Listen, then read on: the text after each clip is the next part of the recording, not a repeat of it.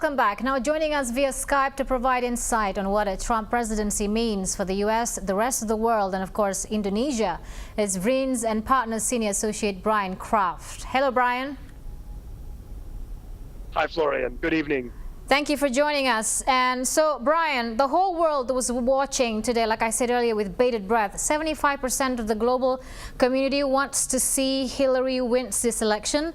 But the most powerful nation on earth has voted, and they've chosen a real estate developer who has no experience in government whatsoever, Donald Trump as the new president. What are your views on this? That's correct. America, a couple of hours ago, closed the polls and indeed voted in Donald Trump as the next president of the United States of America. Now, as somebody who's living abroad, this is obviously going to have a number of complications for how the rest of the world views the United States. Because really what happened here in America is that the domestic vote decided to overturn the table. There was Democrats on one side, the Republicans on the other, and the votary really chose, in essence, that neither of them might be able in choosing an outside candidate like Donald Trump. Okay, what did you think happened here today? Wasn't Hillary appealing enough to the voters in America?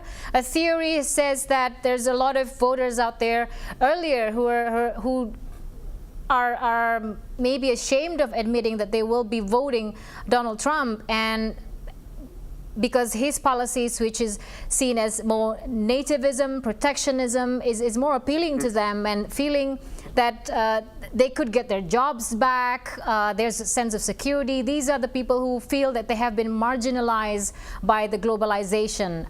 Is that true?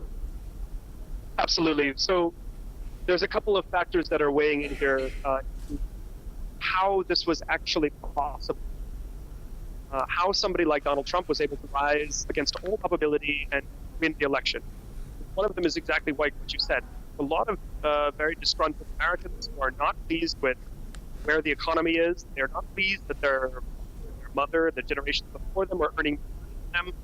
They are not pleased with the establishment in Washington, D.C. And they saw this as an opportunity to drive a wrecking ball into Washington, D.C. by putting a complete outsider in many cases, an outsider that a lot of them didn't actually like, and in many ways not actually agree with. And yet they voted for him anyways as a way to bring change.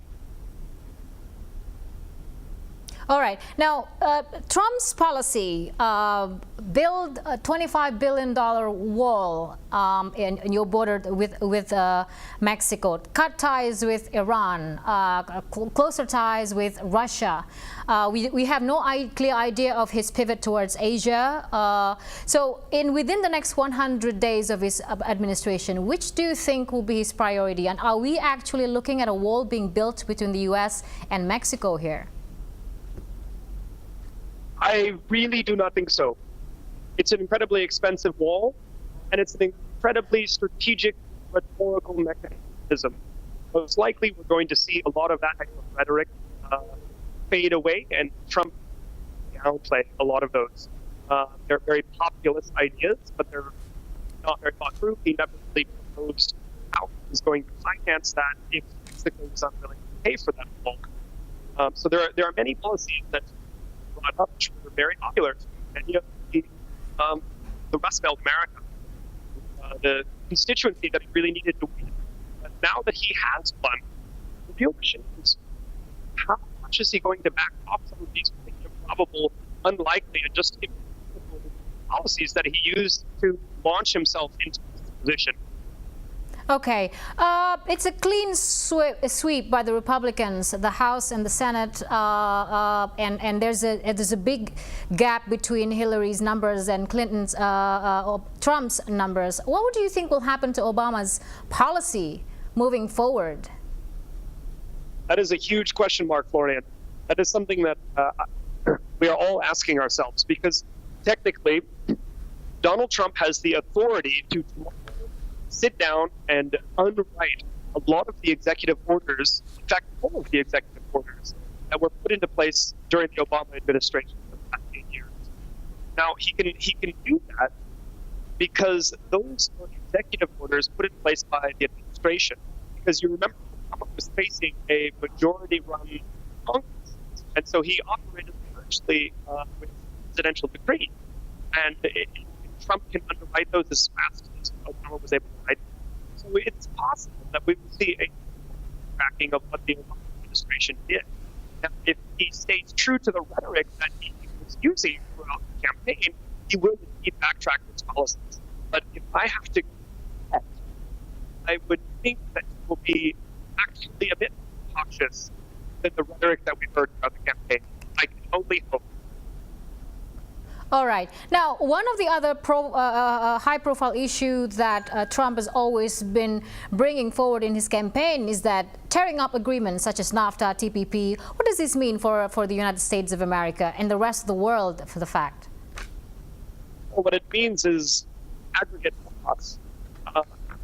In net, if he really does tear to bits free trade agreements like NAFTA and scramble the progress on TPP, then ultimately we can expect the American economy to, in aggregate, suffer the consequences of this. Now, that's not what the voters were thinking. The majority of Americans really sympathized with this ideology, not very interested in terms of a system for America in aggregate, but rather were very interested in thinking about the repercussions of these free trade agreements for the individual and what it had in terms of their personal job, and brother's job, family's job, and that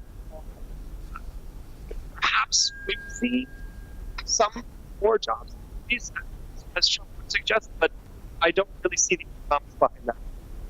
All right. About a few days ago, Chargé d'Affaires McFidus addressed media in Indonesia, in Jakarta, and he said whoever the president will be, relationship with Indonesia, Southeast Asia and Asia will not change. But that is not the case with Trump, now is it? Like I said earlier, that we have no idea of his policy towards Asia, East Asia, Southeast Asia and also Indonesia. That's correct. So with Hillary, we had the benefit of knowing exactly what to expect. She, in many ways, was the architect of the American pivot towards Asia. So we could only expect her to carry on with the Obama foreign policy towards Asia. Now, with Trump, we have absolutely no idea, which is what is somewhat disconcerting for the governments in ASEAN, because they don't know what to predict. Is this positive? Is this negative? They don't know. In the same way where businesses do not like confusion or ambiguity or lack of information, governments are also not very keen on having an understanding of what the most powerful military in the United States or will be operating. Right. In his speech today, my second last question, Brian, to you, is that there's somehow a much somber mood coming out from Donald Trump, calling on for unity for the United States. How do you feel about that, and how do you and Democrats here in Indonesia view that, and what are your hopes in the future, at least in the coming future, for Trump to be able to balance things out and cool things down in the United States and the rest of the world? Well, we can only hope that a lot of the concerns that Democrats had throughout the campaign will be assuaged actually in reality. It's possible that Trump will actually be a more moderate individual, or moderate dissident than any of us may have anticipated. There was a time, in fact, when Donald Trump was in many ways a Democrat. And so he would be more of a nationalist and a non-partisan pragmatist than he has been a sort of hard-line right-leaning Republican that he's needed to be in order to win the presidency. So you see how much he will tilt back now that he has indeed secured the chair. All right, Brian Kraft, thank you so much for joining us on Indonesia Highlights. We are very sure that we will be talking to you again very soon.